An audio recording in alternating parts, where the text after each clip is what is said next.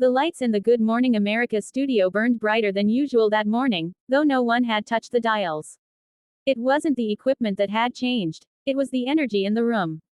Producers whispered in clipped tones, stagehands moved briskly, and even the veteran camera operators, men and women who had filmed presidents, stars, and world leaders, carried an unusual intensity in their eyes. For they knew today's guest was no ordinary celebrity. Today, Meghan Markle, Duchess of Sussex, would sit across from Robin Roberts, one of the most respected journalists in America. And this was not going to be an ordinary interview. From the moment Meghan entered, she commanded attention. She wore elegance like armor, her dress carefully chosen, her hair immaculately styled, her smile perfected over years of public scrutiny.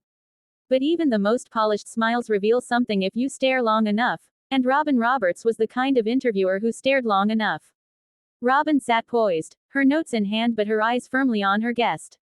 There was warmth in her voice as she welcomed Meghan, but beneath the warmth lay steel. Robin had been in this business long enough to know when charm was a curtain drawn across deeper contradictions. And today, she was ready to pull that curtain back, no matter what it revealed. At first, the conversation seemed ordinary. They spoke of projects, philanthropy, life in California.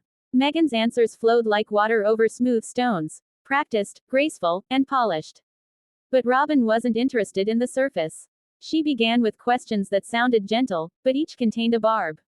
"You've spoken often about your struggles with the royal family," she said calmly. "But some critics point out inconsistencies in your accounts. How do you respond to that?" The audience shifted in their seats. Meghan smiled, deflected, praised her husband, mentioned mental health. But Robin did not let go. But specifically, she pressed, "When you said one thing in 2021 and another in 2022, were those contradictions or clarifications?" The silence that followed was sharp enough to cut glass. Meghan blinked, her smile stiffening. She began to explain, weaving a story of misunderstanding, of being misquoted, of the press twisting her words. Yet as she spoke, Robin leaned forward, not physically, but with her presence. With respect, Robin said, "Those weren't press statements. They were your own words, in your own interviews. Can both versions be true?" It was then that the audience realized. This was not going to be the safe, friendly sit-down Meghan may have expected. Robin was not playing the role of enabler, she was playing the role of truth-teller. And Meghan, though confident, was now on defense. The air in the studio thickened as the questions sharpened. Robin brought up headlines, dates, even direct quotes. Meghan tried to pivot to her charitable work, but Robin refused to be distracted. "We'll get to your foundation," Robin said smoothly, "but the public deserves clarity. Were you truthful then, or are you truthful now?" The bluntness shocked the audience. Even seasoned viewers at home gasped. For once, Meghan's cadence faltered. Her voice wavered, and Robin, sensing blood in the water, pressed harder. This was no longer an interview, it was a confrontation. Meghan grew defensive, her voice rising ever so slightly. She spoke of trauma, of surviving hostility, of the cruelty of tabloids. But Robin did what few dared to do. She separated empathy from accountability. "Your struggles are valid," she said firmly, "but that does not exempt you from answering tough questions. Millions of people believe you. Millions of people doubt you. Today, you have the chance to set the record straight. Will you take it?" The question hung in the air like thunder. Meghan's composure slipped. She looked down at her hands, then back at Robin, her smile now gone. She tried to answer, but Robin interrupted, a rare breach of etiquette, but necessary. "With respect," she said, her tone sharper now, "you didn't answer the question. Let's try again." The audience audibly gasped. This was Robin Roberts, calm, composed Robin, openly challenging a duchess on live television. The tension was no longer subtle, it was suffocating.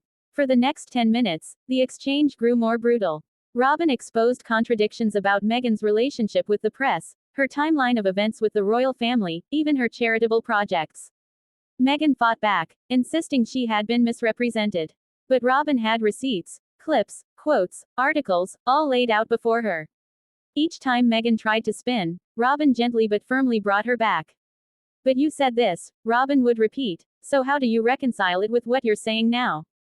By the halfway mark, Meghan's polished demeanor had cracked. Her voice grew sharper, her hands tighter on her lap. She accused the press of bias, of twisting everything she said. But Robin countered, "I'm not the press, Meghan. I'm quoting you. These are your words. The brutality of the statement hung in the air. Some audience members clapped. Others covered their mouths. On social media, clips began spreading instantly.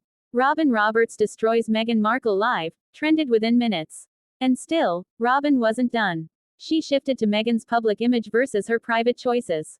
You've said you wanted privacy, Robin began, but you've also sought magazine covers, podcasts, and a Netflix deal. Do you see how the public struggles to reconcile those things? Meghan froze. Her voice, when it came, was sharp. Wanting privacy doesn't mean silence, she insisted. But Robin, relentless, replied, but it does mean consistency. And the public sees inconsistency. The room erupted with murmurs. Meghan's face tightened. This was no longer just difficult, it was devastating.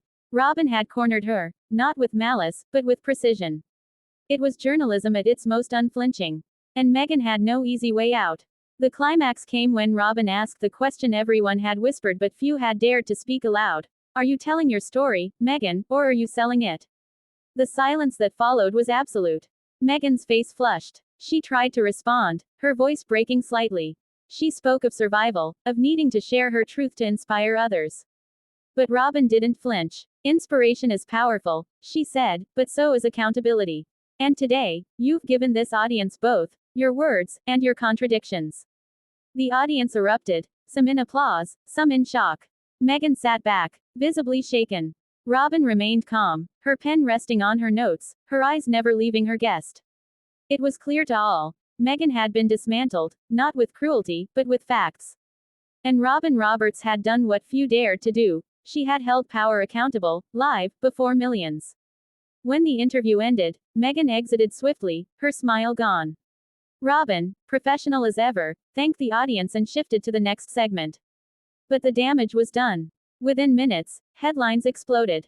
Robin Roberts destroys Meghan Markle live on GMA. Brutal confrontation leaves Meghan speechless. Legal experts, PR strategists, royal commentators, all weighed in. Some praised Robin for journalistic integrity. Others decried the harshness. But no one denied what had happened. Meghan Markle had been cornered, exposed, and overwhelmed. For the days that followed, the footage replayed endlessly. Analysts dissected every word, every pause, every glance. Was Meghan unfairly grilled? Or had she finally been forced to answer questions others were too timid to ask? The debate raged, but one fact remained undeniable. Robin Roberts had not only destroyed Meghan Markle in that interview, she had redefined the standards of celebrity accountability. And so the story entered media lore. Not just another interview, but a moment where truth cut through charm, where a journalist refused to be dazzled by royalty, where accountability triumphed over narrative. And in that moment, live on Good Morning America, Robin Roberts proved why she was not just a host, but a force, one that could shake even the most polished facade to its core.